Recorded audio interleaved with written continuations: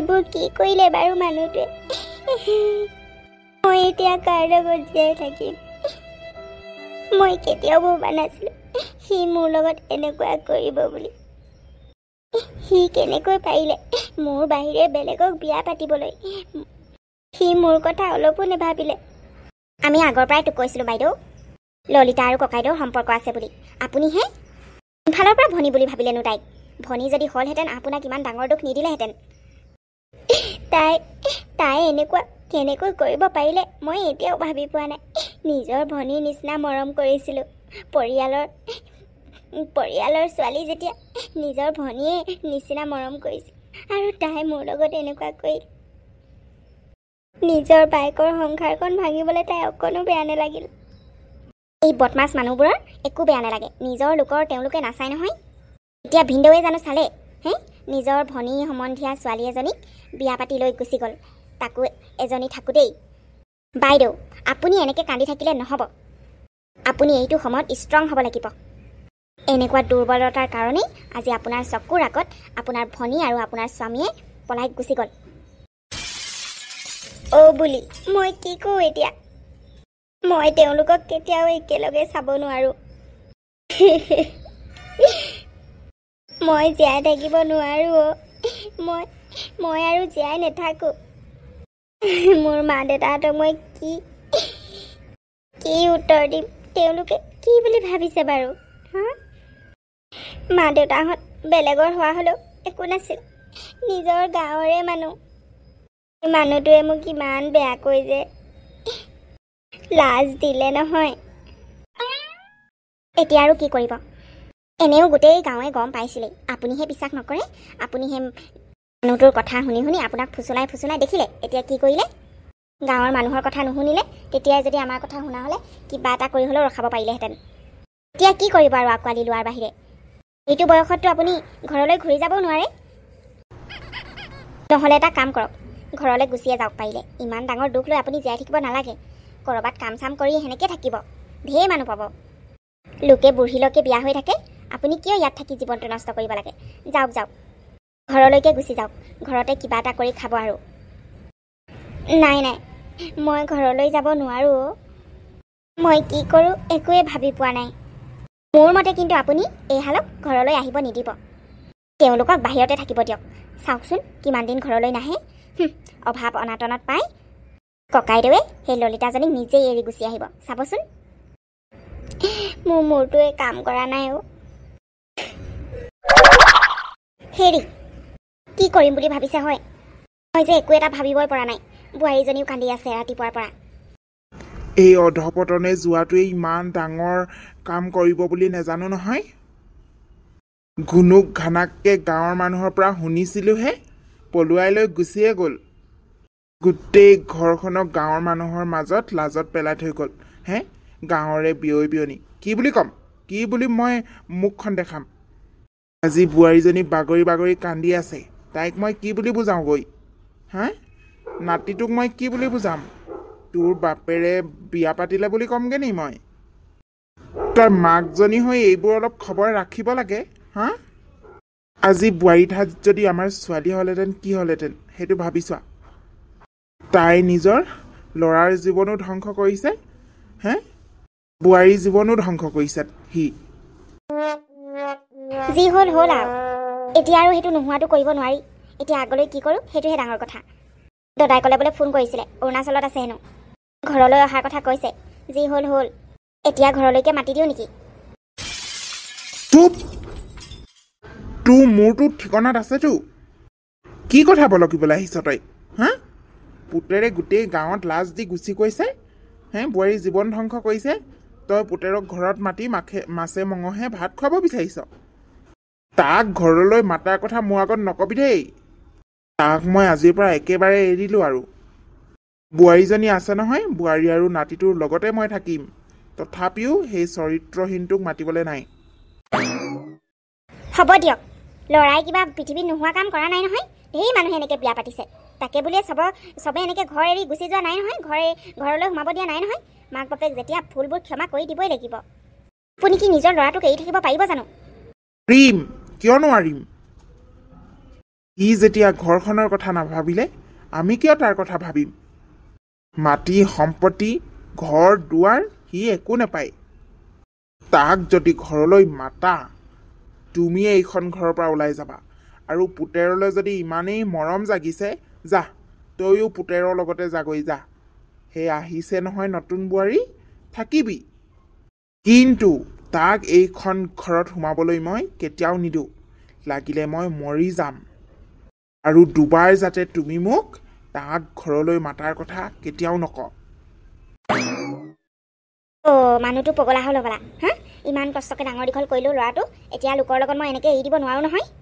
বোৱাৰীকো মই বুজাইছোঁ, যি হ'ল হ'ল, দুয়োজনে মিলি থাকিবি বুলি। তুমি এনেকৈ স্কুল নাযাওঁ বুলি ক'লে নহ'ব নহয়। নাযাওঁ মই মা।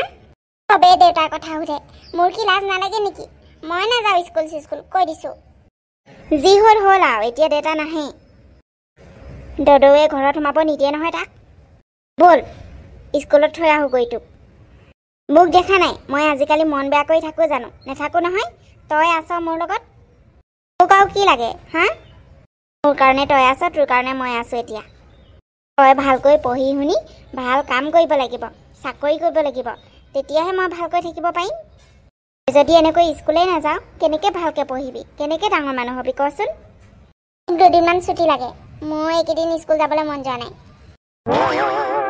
সেইকেইদিনো ক্ষতি হ'ল, আকৌ দুদিনমান গৈছিলিহে, আকৌ এতিয়া হেৰি নেযাওঁ বুলিয়ে কৈছ।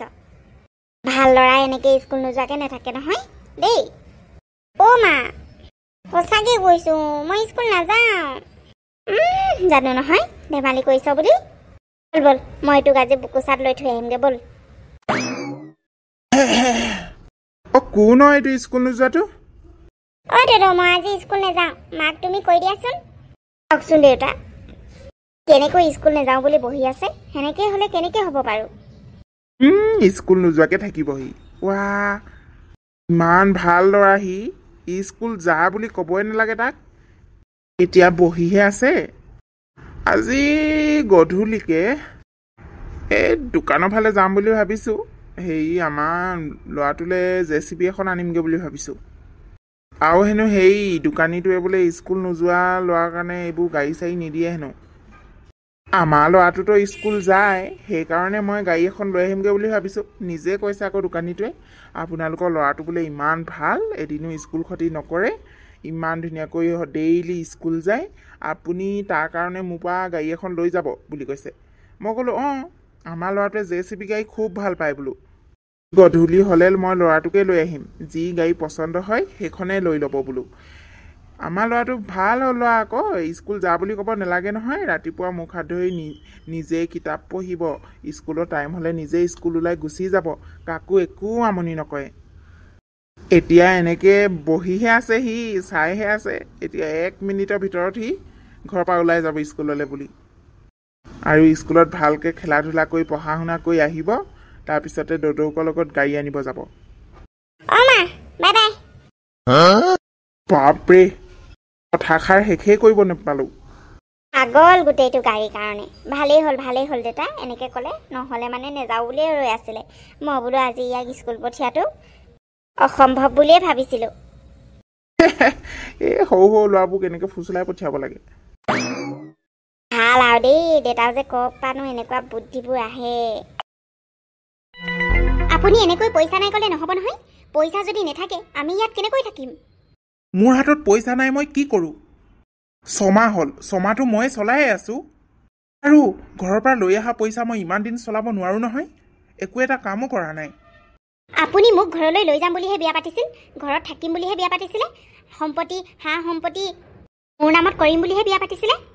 আধা আধা কৰিম বুলি কৈছিলে নাই, দুয়োজনী পত্নী নামত আধা আধা কৰি দিম বুলি। আৰু এতিয়া আপুনি এনেকৈ ভয়ত ইয়াত সোমাই আছে। মই কিন্তু এনেকৈ থাকিব নোৱাৰোঁ দেই। আপোনাৰ কাৰণে মই মোৰ ঘৰ সংসাৰ এৰি থৈ আহিছোঁ। তুমি কি ভাবিছা, মই তোমাৰ কাৰণে কি একো এৰি অহা নাই নেকি? ময়োতো তোমাৰ কাৰণে ঘৰ সম্পত্তি, মাটি বাৰী, মা দেউতা, মোৰ পত্নী, ল'ৰা চবকে এৰি থৈ আহিছোঁ। তুমি মাত্ৰ তোমাৰ মানুহটোকহে এৰি থৈ আহিছা। আপুনি সোনকালে কথা পাতক, ঘৰত সোনকালে কথা পাতি ঘৰলৈ যোৱাৰ ব্যৱস্থা কৰক। মই এনেকৈ সদায় থাকিব নোৱাৰোঁ। আপুনি ইয়াত ক'ত কাম পাব? ইয়াত হাজিৰা বাহিৰে একো কামেই নাপাব, কাৰণ আপোনাৰ এতিয়া সেইটো বয়স নাই নহয়, চাকৰি পোৱা বয়সটো। পঢ়া শুনাওতো নাই। চোৱা, মই এজন গাঁৱৰ মানুহ, তুমি জানাই। মই ভাবিছিলোঁ দুদিনমান বেয়া পাই পেলাই তাৰপিছত ক্ষমা কৰি আমাক আঁকোৱালি ল'ব বুলি, কিন্তু দেউতাই এতিয়াও আঁকোৱালি নল'লে। দেউতাৰ পাৰ্মিশ্যনৰ অবিহনে মই ঘৰলৈ যাব নোৱাৰোঁ। ৰ'বা, মই কিবা এটা কৰিম। কিবা এটা কৰিম মানে? আপুনি কি হাজিৰা কৰি মোক ৰাখিম বুলি ভাবিছে নেকি? তাতকৈ ভালটো মোৰ আগৰ মানুহজনেই আছিলে। অন্ততঃ তেওঁ মোক যি লাগে কওঁ তাকে দিছিলে। আপোনাৰ লগত ভাল এটা জীৱন পাম বুলি মই আহিলোঁ, মাটি সম্পত্তি ইমান আছে বুলি আহিলোঁ, ভালকৈ খাব পাৰিম বুলি আহিলোঁ, আৰু আপুনি মোক এনেকুৱা অৱস্থা কৰি দিছে। মইতো বহুত পইচা লৈ আহিছিলোঁ। তোমাৰ সেই ইটো লাগে সিটো লাগে কোৱাৰ কাৰণে ইমান পইচা শেষ হ'ল। মই ভবা নাছিলোঁ নহয় তুমি মোক ভাল নোপোৱা বুলি, মাত্ৰ টকা পইচাৰ কাৰণে তুমি মোৰ লগত বিয়া হৈছা বুলি। ভাল পোৱাৰ কথা কি ক'ব আহিছে আপুনি? ভাল পাই বিয়া হৈয়ে ইমান পস্তাই পেলাই আপোনালৈ মই পলাই আহিছোঁ টকা পইচাৰ অভাৱত। এতিয়া আপুনি ভাল পোৱাৰ কথা ক'লে হ'ব নেকি? তাৰমানে তুমি মোক ভাল নোপোৱা, মাত্ৰ টকাৰ কাৰণে মোৰ লগত আহিছিলা। চাওক, এইবোৰ মোৰ লগত কাজিয়া কৰি নাথাকিব। ভাল মই আপোনাক পাওঁ, এতিয়াও পাইছিলোঁ, কিন্তু আপোনাৰ লগতে মই সেই মোৰ ভাল জীৱনটো আশা কৰি আহিছিলোঁ, যিটো আপুনি মোক এতিয়া দিব পৰা নাই। তাৰ কাৰণে মই আপোনাৰ লগত বিয়া হৈছিলোঁ। সেইটোৱে যদি মই নাপাওঁ, আপোনাৰ লগত থাকি কি লাভ কওকচোন? আৰু মই একো এটা কাৰণ নোহোৱাকৈ মোৰ বায়ৰ মানুহটোৰ লগত মই কিয় বিয়া হ'ম কওকচোন? এতিয়াতো তুমি মোৰ অৱস্থাৰ কথা গম পালা, এতিয়া কি ভাবিছা? চাওক, এতিয়া আৰু একো এইবোৰ কৰি থাকিবলৈ নাই। আপুনি ঘৰত কথা পাতক। যদি ঘৰলৈ যাব দিয়ে যাম, ভালকৈ থাকিম, আপোনাৰ লগতে থাকিম। আৰু যদি আপুনি টকা পইচা নোহোৱাকৈ ইয়াত থাকিবলৈ লয়, ইয়াত যদি থাকোঁ বুলি কয় মোৰ লগত, মই কিন্তু থাকিব নোৱাৰোঁ। তেনেহ'লে তুমি ক'লৈ যাবা? মই জানো পুতুলে মোক এতিয়াও ভাল পায়। এতিয়াও যদি মই তাৰ ওচৰলৈ যাওঁ, মোক আঁকোৱালি ল'ব। সি মোক কালি ফোন কৰিছে, এতিয়াও হেনো সময় আছে। মই যদি তালৈ ঘূৰি যাব বিচাৰোঁ, সি মোক আঁকোৱালি ল'ব বুলি। সেইকাৰণে মই ভাবিছোঁ আপোনাৰ লগত মই এনেকৈ জীৱন কটাই থকাতকৈ মই মানুহজনৰ ওচৰলৈকে গুচি যাম। যদি আপুনি ঘৰত কথা পাতে, যদি ঘৰলৈ যাব দিয়ে, তেতিয়া মই আপোনাৰ লগত যাম। এইটোৱে কথা। আপুনি সোনকালে কথা পাতক। ঠিক আছে, মই কথা পাতিম। টংকেশ্বৰ, ঘৰতে আছনে? এই গধূলিলৈ তহঁতৰ ঘৰলৈ এপাক যাম বুলি ভাবিছোঁ। ভালে আছোঁ দে। হেৰি আকৌ, আমাৰ ঘৰত মানে পূজা এখন পাতিব লৈছোঁ, অলপ ডাঙৰকৈ পাতিম বুলি ভাবিছোঁ। আমাৰ আজু ককাহঁতৰ দিনৰ পৰা আৰু এইখন বছৰে বছৰে পূজা পাতি থকাই হয়। আমিহে যোৱা বছৰ গেপছ কৰি দিলোঁ আৰু তেনেকৈ ডাঙৰকৈ পাতিয়ে পোৱা নাই। এইবাৰহে ধুমধামেৰে ডাঙৰকৈ পাতিম বুলি ভাবিছোঁ। ৰাধা কৃষ্ণক পূজা কৰোঁ। এইবাৰ ডাঙৰকৈ কৰিম বুলি ভাবিছোঁ। গোটেই গাঁৱৰ মানুহ মাতিম আৰু যিমান মানে ৰিলেটিভছ আছে চবকে মাতিম বুলি ভাবিছোঁ। নাই, এই গাঁৱৰ মানুহবোৰে লাগি দিব নহয়। গাঁৱত আছোঁ যেতিয়া কি চিন্তা আৰু কাম কৰা মানুহৰ, চবেই আহি সহায় কৰি দিয়ে। সেইটো খবৰ আমি নলওঁ নহয় আজিকালি। এৰিলোঁ। মোৰ আৰু পুত্ৰ চুত্ৰ নাই, নাতি আৰু বোৱাৰীৰ লগতেই মই জীৱন কটাম। নাই, ফোন কৰিছিলে সেইদিনাখন ঘৰলৈ আহিব পাৰিমনে বুলি। মই বোলো নোৱাৰোঁ, মই কেনেকৈ সোমাব দিওঁ তই কচোন। এই বোৱাৰীজনী ল'ৰাটোক ধক্কা দি কেনে গুচি গ'ল, মই কেতিয়াও একচেপ্ট নকৰোঁ। নাই, কেতিয়াও নিদিওঁ মই আহিবলৈ। তাক আহিবলৈ দিলে মই মোৰ বোৱাৰীজনীৰ লগত নাইনচাফি কৰা হ'ব। দে হেৰি, মই গধূলিলৈ যাম বাৰু টোপোলা এটা দিবলৈ। ঠিক আছে। তই নাথাকিবি নি? ঠিক আছে, বোৱাৰী থাকে যদি ঠিকে আছে। বোৱাৰী হাততে দি আহিম দেই। তহঁতি কিন্তু আহিব লাগিব আকৌ, আগদিনাখনে আহিবি, বহুত কাম। হ'ব দে, বাই।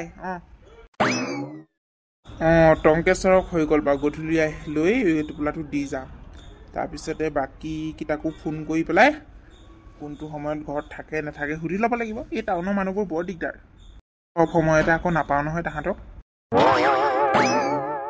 বাইদেউ, লাডুকেইটা ইমান ধুনীয়া লাগিছে, কালাৰিং যে বৰ ভাল লাগিছে। হয় নি? সঁচাকৈ ভাল লাগিছে ন? তাকে এইকেইটা থাপনাত দিম আকৌ, সেইকাৰণে কালাৰ কৰি দিছোঁ। ফুড কালাৰ অকণমান দি দিছোঁ। কালাৰিং হ'লে বস্তুটো ভাল লাগে ন। বাকী ৰাইজে খাবলৈ সেনেকুৱাই বনাই দিছোঁ চব। আৰু বনাই শেষ হ'ল যেনিবা। বাহিৰৰখিনিলে হৈ গ'ল। বাহিৰত এইবোৰ ভকতক এইকেইটাই হৈ যাব। দেউতাৰ খুব মন আছিলে এনেকৈ ডাঙৰকৈ পূজা পাতিবলৈ। পিছে মানুহজন থকা হ'লে আৰু ভাল লাগিলেহেঁতেন। নাই আৰু মই আজিকালি সেইবোৰ ভাবি নাথাকোঁ। যি হ'লে হ'ল। আজি ইমান দিন হ'ল খবৰ এটা ল'বলৈ নাহিলে, সেইকাৰণে ময়ো এই ল'ৰাটো লৈয়ে জীয়াই থাকিম আৰু। মা দেউতাহঁতে আছেই। ভালে কৈছে আকৌ, এনেকৈ ষ্টাইল কৰি থাকিব ধুনীয়াজনী হৈ। কিহৰ মতা লাগে? মাইকী মানুহক জীয়াই থাকিবলৈ মতাৰ প্ৰয়োজন নাই নহয়।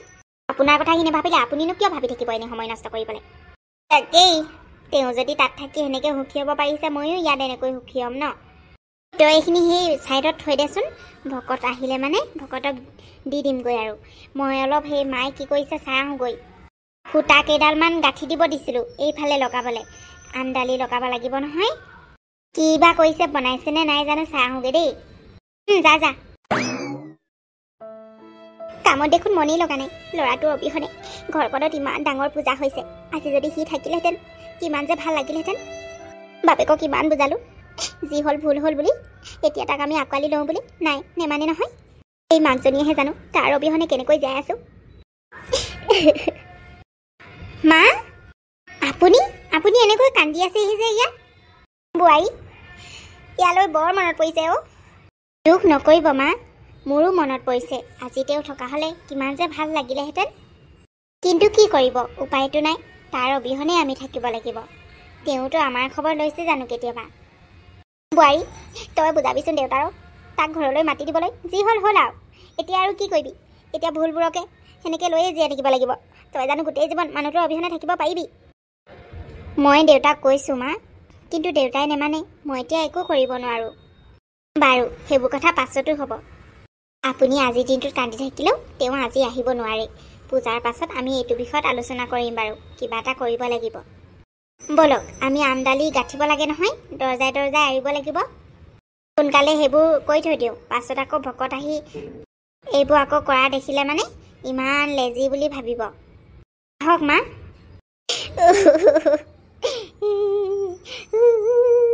মোৰে জীৱনটো এনেকুৱা হ'ব লাগেনে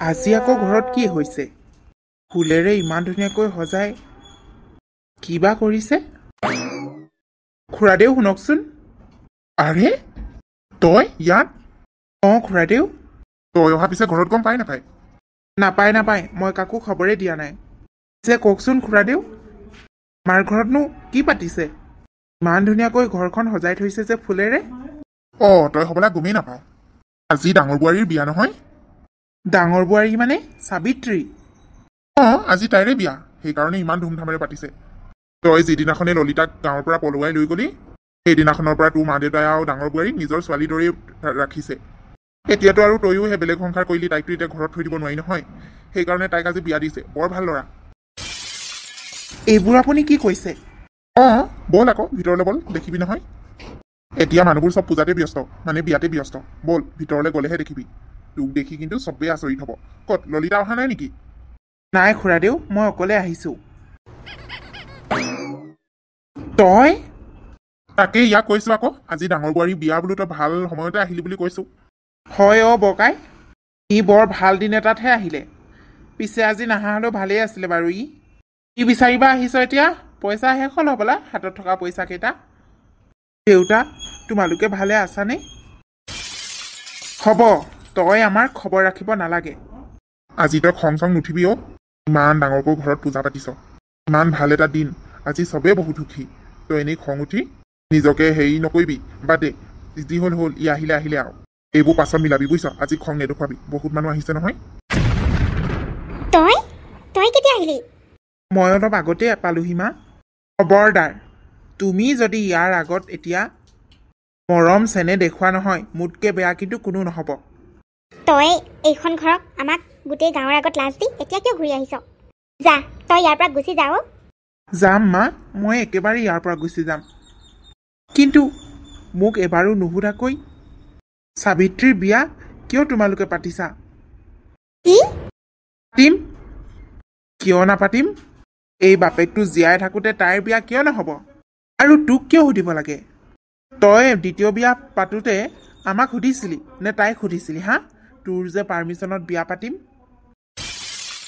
দেউতা মা মোক তোমালোকে ক্ষমা কৰি দিয়া মোৰ বহুত ডাঙৰ ভুল হ'ল আজি মই এইখন ঘৰলৈ একেবাৰে গুচি আহিছিলোঁ মই ললিতাক এৰি দিলোঁ তাইক এৰি মই গুচি আহিলোঁ মা দেউতা মোক এবাৰ তোমালোকে ক্ষমা কৰি দিব নোৱাৰিবানে মই সাবিত্ৰী আৰু আমাৰ ল'ৰাটোক ভালকৈ চাম বুলিয়ে ইয়ালৈ ঘূৰি আহিছোঁ তোমালোকক মই ৰিকুৱেষ্ট কৰিছোঁ মাত্ৰ এবাৰ মোক ক্ষমা কৰি দিয়া আৰু আজিৰ সাবিত্ৰীৰ এই বিয়াখন বন্ধ কৰি দিয়া দেউতা। মই তোমালোকক কথা দিছোঁ, মই শপত লৈছোঁ সাবিত্ৰীক মই কেতিয়াও আৰু দুখ নিদিওঁ। কিন্তু তাই যদি আজি বেলেগলৈ বিয়া হৈ গুচি যায় মই জীয়াই থাকিব নোৱাৰিম অ' দেউতা।